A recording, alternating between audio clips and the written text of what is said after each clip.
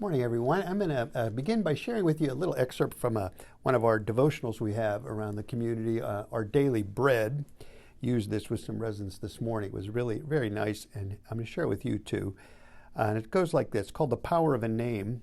And this says, seeking to affirm some children who lived on the streets of Mumbai, India, very big, poor city there, a man named Ranjit created a song of their names. Coming up with a unique melody for each name, he taught them to tune, hoping to give them a positive memory related to what they're called. For children who don't regularly hear their name spoken in love, he bestowed on them a gift of respect.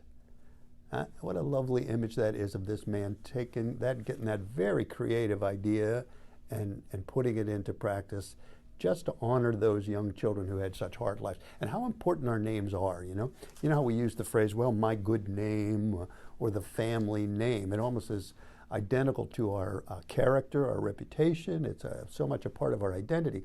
And that's straight out of the Bible, where names are very important. Listen to this story particularly, and there's a couple others I want to share with you.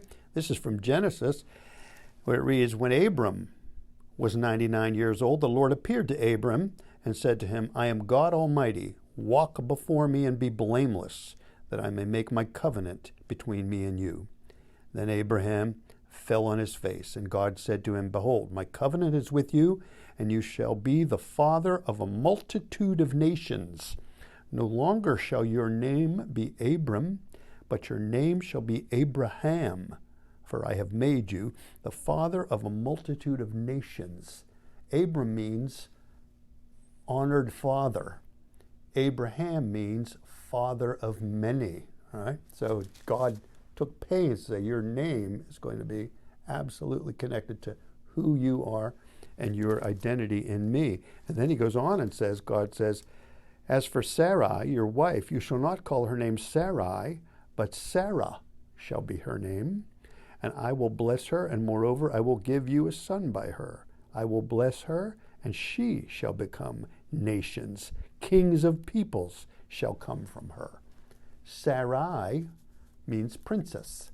Sarah means princess of many.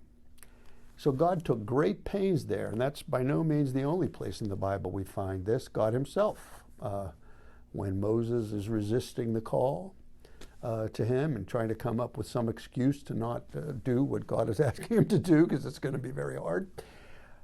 He says, well, who are you? Who should I tell them sent me? And God says, I am. That's my name. I am who I am. Tell them that's who sent you, right?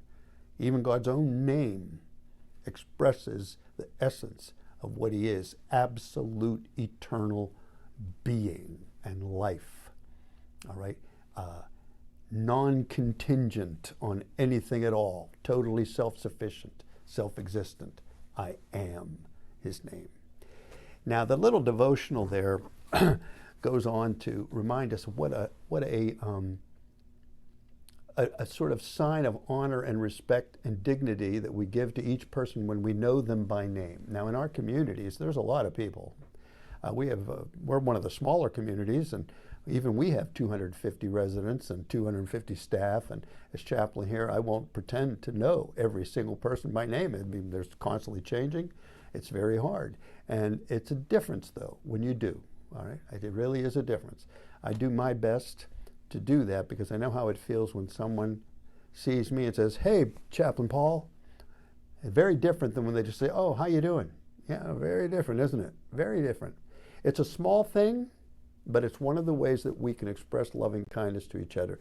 Take that time, effort, whenever possible, when a new person comes, to just introduce yourself, know their name, greet them by name. They'll greet you by name. You immediately are establishing human connection, dignity, loving kindness.